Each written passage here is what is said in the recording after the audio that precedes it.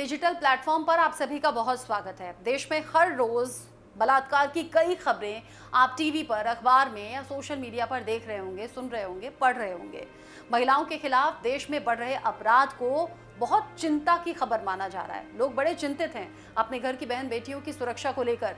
NCRB की 2023 की report बताती है कि देश में हर 16 मिनट में एक बलात्कार की घटना घट रही है। वहीं एक घंटे में 3 से 4 और हर रोज की बात करूं तो 80 से 90 बलात्कार देश में हो रहे हैं। ये ऑन रिकॉर्ड मामले हैं जो दर्ज हो रहे हैं, जो दर्ज नहीं हो रहे वो अलग छोड़ दीजिए।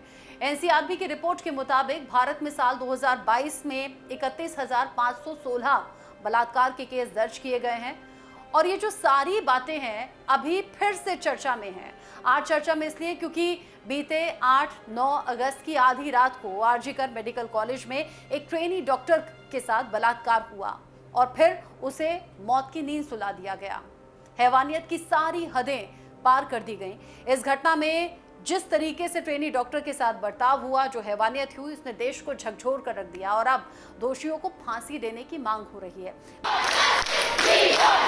क्या हुआ क्या हुआ रेप हुआ रेप हुआ We want justice।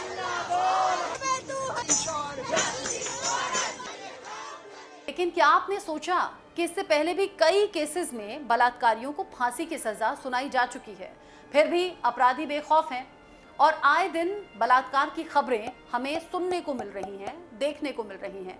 तो फिर सवाल ये उठता है कि रेपिस्ट रेप क्यों करते हैं?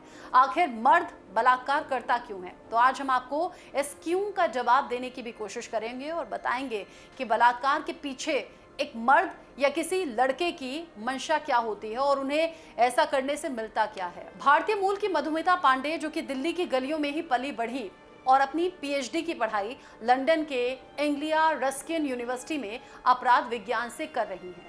रिसर्च के दौरान मधुमिता ने दिल्ली के तिहाड़ जेल में सजा काट रहे ऐसे 100 रेपिस्ट का इंटरव्यू लिया। इंटरव्यू लेते वक्त मधुमिता की उम्र 22 साल थी। इंटरव्यू से पहले उनका मानना था कि जो रेपिस्ट होते हैं वो बेहद क्रूर और राक्षस प्रवृत्ति के होते हैं। जैसा कि समाज में भी लोग यही कहते हैं, दरिंदा है, हैवान है। लेकिन इंटरव्यू के बाद मधुमिता की ये धारणा गलत साबित हुई। वो बताती हैं कि जब वो इंटरव्यू ले रही थी तो सजा काट रहे रेपिस्ट एक आम इंसान की तरह ही बिहेव कर रहे थे, बात कर रहे थे। आगे मधुमिता बताती हैं कि उनमें ज्यादातर लोगों को बलात्कार का मतलब ही नहीं पता था और ज्यादातर लोग बलात्कार के पीछे का कारण विक्टिम को ही मानते हैं। ऐसा नहीं है कि वो लोग अपनी गलती नहीं मान रहे, लेकिन उन्होंने बलात्कार किया है इस बात को नहीं स्वीकारते। स्वीकार करने से साफ मना कर दिया। इंटरव्यू के दौरान एक 49 साल के अपराधी ने बताया कि उसने एक 5 साल की बच्ची जो कि भिखारी थी उसके साथ रेप किया, लेकिन उसके पीछे का कारण पूछने पर उसने कहा कि उस लड़की ने ही उसे रेप करने के लिए उकसाया और उसकी मां का आचरण भी समाज में सही नहीं था, जिसके कारण उसने बदला लेने के लिए उसका बलात्कार किया। इन सब के लिए सबसे बड़ा कारण समाज को ही माना जाता है। शुरू से ही समाज में पुरुषों को शक्तिशाली कहा गया है, जिसका प्रदर्शन कर वो अपनी मर्दानगी दिखाकर समाज में खुद को बलशाली बताने की कोशिश करते हैं, यानी कि ताकतवर बताने की कोशिश करते हैं।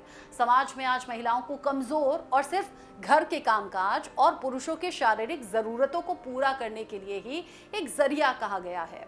कोई भी जीव हमेशा से अपने बल का प्रयोग अपने से कमजोर पर ही करता है और बलात्कार जैसी घटनाएं इस बात का उदाहरण है कि पुरुष समाज में अपना दबदबा बनाए रखने और दोस्त यार की नजर में खुद को मर्द साबित करने के लिए अपने बल का प्रयोग महिलाओं पर करते हैं। एक रिपोर्ट के मुताबिक एक सताया हुआ पुरुष बदला लेने के लिए महिला का रेप करता है। एक मानसिक तनाव से ग्रस्त पुरुष खुद को तनाव मुक्त करने के लिए महिला का बलात्कार करता है। समाज में लड़की को घर की इज्जत कहा जाता है, इसीलिए आपसी विवाद में भी सामने वाले को नीचा दिखाने के लिए उस घर की इज्जत, यानी कि घर की बहन बेटी के साथ बलात्कार की घटनाएं होती हैं। और ये सब समाज की ही देन है, जो समाज को पुरुष प्रधान समाज बनाने की मानसिकता रखते हैं, जिसके कारण पुरुष का शिकार हर बार एक महिला ही होती है।